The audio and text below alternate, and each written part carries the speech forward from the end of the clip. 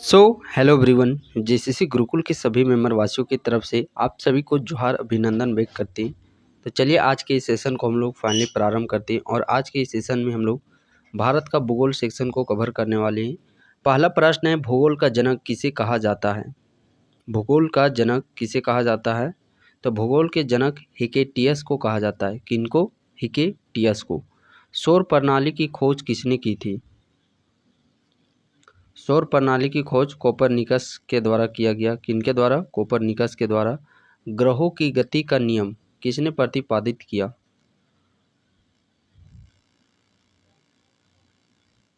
तो ग्रहों की गति का नियम ये प्रतिपादित किया गया केपलर के द्वारा। किनके द्वारा? केपलर के द्वारा। सूर्य के चारों ओर घूमने वाले ग्रहों की कुल संख्या कितनी है? तो सूर्य के चारों ओर घूमने वाले कुल ग्रहों की संख्या 8 है। निम्नलिखित में से किस ग्रह को पृथ्वी की बहन कहा जाता है? इनमें से किस ग्रह को पृथ्वी का बहन कहा जाता है? तो पृथ्वी की बहन शुक्र ग्रह को कहा जाता है। किस ग्रह को शाम का तारा, इवनिंग स्टार, शाम का तारा या भोर का तारा कहा जाता है? तो शुक्र ग्रह को ही इवनिंग स्टार के नाम से जाना जाता है। टाइटन किस ग्रह का उपग्रह है? टाइटन ये किस ग्रह का उपग्रह है? तो टाइटन है ये शनि ग्रह का उपग्रह है। उर्सा मेजर अथवा बिग बियर एक प्रकार का है। तो उर्सा मेजर और बिग बियर एक प्रकार का क्या है? नक्षत्र मंडल। ये दोनों एक प्रकार के क्या चीज़ हैं? नक्षत्र मंडल। प्रति वर्ष के आसपास पृथ्वी सूरज के सबसे करीब होता है। तो किस डेट को पृथ्वी सूरज के सबसे नज़दीक में होता है? 3 जनवरी को। कब? 3 जनवरी को। कौन सा ग्रह सल्फ्यूरिक एसिड के घने सफ़ेद और पीले बादलों से बना है? तो सल्फ्यूरिक एसिड के पीले सफ़ेद घने बादल से ये बना है। कौन सा ग्रह? शुक्र ग्रह। कौन सा ग्रह? शुक्र ग्रह। सूर्य के बाह्यतम परत को कहते हैं। तो सूर्य के जो बाह्यतम परत होता है उसको किस नाम से जाना जाता है? सूर्य के बाह्यतम परत को कोरोना के नाम से जाना जाता है। सूर्य के बाह्यतम परत को कोरोना के नाम से जाना जाता है। आकाश का सबसे चमकदार तारा है। तो आकाश का जो सबसे ज़्यादा चमकता है वो है सीरियस।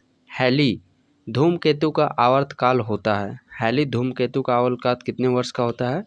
तो 76 वर्ष का। कितने वर्ष का? 76 वर्ष का। सौरमंडल का सबसे छोटा ग्रह कौन सा है? सौरमंडल का सबसे छोटा ग्रह कौन सा है? तो सौरमंडल का जो सबसे छोटा ग्रह है वो बुध ग्रह है। सौरमंडल का सबसे छोटा ग्रह बुध ग्रह। सौर परिवार के निम्न ग्रहों में से कौन सा ग्रह सबसे अधिक ठंडा ग्रह है? सबसे अधिक ठंडा ग्रह नेपच्यून। सबसे अधिक ठंडा ग्रह नेपच्यून। किस गैस की उपस्थिति के कारण वरुण ग्रह हरे रंग का दिखाई देता है? किस गैस की उपस्थिति के कारण जो वरुण ग्रह है वो हरा कलर का दिखाई देता है? प्रश्न यहाँ से ये भी बनेगा कि हरा ग्रह किस ग्रह को कहा जाता है? तो वरुण ग्रह को। जैसे लाल ग्रह आपका मंगल ग्रह, नीला ग्रह पृथ्वी, उसी प्रकार हरा ग्रह ये आप लोग का वरुण, और ये मीथेन की उपस्थिति के कारण हरा दिखाई देता है। सौरमंडल का दूसरा सबसे बड़ा ग्रह कौन है? तो सौरमंडल का दूसरा सबसे बड़ा शनि ग्रह। दूसरा सबसे बड़ा शनि। अगला प्रश्न है, शनि ग्रह का सबसे बड़ा उपग्रह है। तो शनि ग्रह का सबसे बड़ा उपग्रह है टाइटन। शनि ग्रह का सबसे बड़ा उपग्रह टाइटन।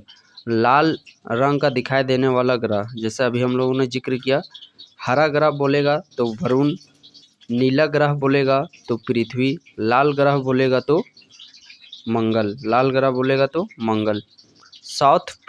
साउथ पोल पहुंचने वाला प्रथम व्यक्ति कौन था? तो अमंड सेन साउथ पोल पर पहुंचने वाले प्रथम व्यक्ति सुपरनोवा है। सुपरनोवा का एक प्रकार क्या है? तो सुपरनोवा एक मृतप्राय तारा है। पृथ्वी की उपसौर स्थिति किस महीने में होती है? उपसौर की स्थिति, उपसौर यानी कि ये सबसे नज़दीक तो जनवरी माह 3 जनवरी को। दो अक्षांश रेखाओं के बीच की दूरी लगभग होती है। तो दो अक्षांश के बीच में लगभग दूरी होती है 111 किलोमीटर का। कितना? 111 किलोमीटर। कुल अक्षांशों की संख्या कितनी है? तो कुल अक्षांशों की संख्या यदि हम लोग बात करते हैं, कुल अक्षांशों की संख्या 179 है। कितनी है? कुल अक्षांशों की संख्या 179। एक देशांतर से दूसरे देशांतर के बीच कितना समय अंतराल होता है? तो एक देशांतर से दूसरे अंतराल के बीच में जो समय अंतराल होता है वो 4 मिनट का अंतर्राष्ट्रीय तिथि रेखा कहलाता है। अंतर्राष्ट्रीय तिथि रेखा 180 डिग्री देशांतर कहलाता है। ग्रीनविच से 180 डिग्री मध्याह्न काल्पनिक रेखा कहलाती है। ग्रीनविच से 180 डिग्री मध्याह्न काल्पनिक रेखा कहलाती है। अंतर्राष्ट्रीय तिथि रेखा क्या चीज कहलाती है? अंतर्राष्ट्रीय तिथि रेखा। ग्रीनविच माध्य रेखा तथा भारतीय प्रमाण समय के बीच समय अंतराल कितना है? तो इनके बीच का जो समय अंतराल है वह है 5 घंटे 30 मिनट। कितना का अंतराल है? 5 घंटे 30 मिनट का। ग्रीनविच किस देश में है? ग्रीनविच किस देश में है? यूके, यूनाइटेड किंगडम में है ग्रीनविच देश। निम्नलिखित में से कौन सा आग्नेय चट्टान का एक प्रकार है? तो आग्नेय चट्टान का एक प्रकार है वह है ग्रेनाइट। चूना पत्थर का कायांतरित रूप है। चूना पत्थर का कायांतरित रूप संगमरमर है। चूना पत्थर का कायांतरित रूप संगमरमर। पनामा नहर किन दो महासागरों को जोड़ती है? तो पनामा नहर है ये प्रशांत महासागर और अटलांटिक महासागर को, किन जो पनामा कैनाल है ये किन महासागरों को जोड़ने का काम करती है? प्रशांत महासागर एवं अटलांटिक महासागर। सुनामी किस भाषा का शब्द है? तो सुनामी ये जापानी भाषा है। सुनामी जापानी भाषा। तरल पदार्थों से होकर ना गुजर सकने वाली भूकंपीय लहर कौन सी है? तो तरल पदार्थों से ना गुजरने वाली जो भूकंपीय लहर है वो है एस भूकंपीय लहर। कौन सा टाइप है? एस। सिस्मोग्राफ किसे मापने के लिए काम में लाया जाता है? तो सिस्मोग्राफ का यूज भूकंपीय तरंगों को मापने में यूज किया जाता है। सिस्मोग्राफी किसका विज्ञान है?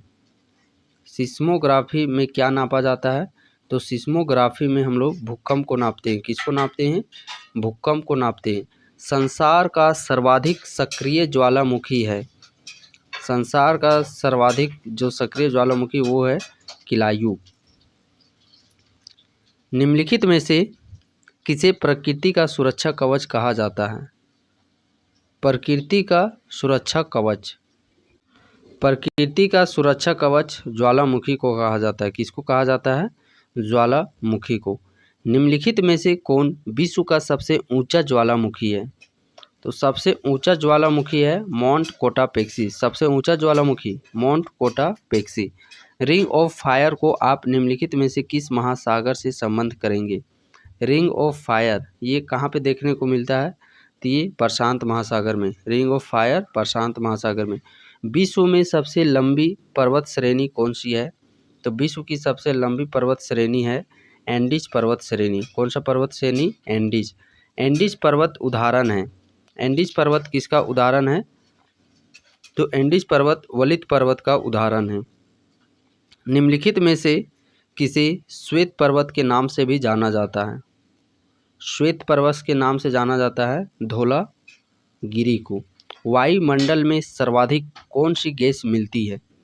तो वायुमंडल में सर्वाधिक गैस मिलती है वो है नाइट्रोजन। कौन सी गैस? नाइट्रोजन।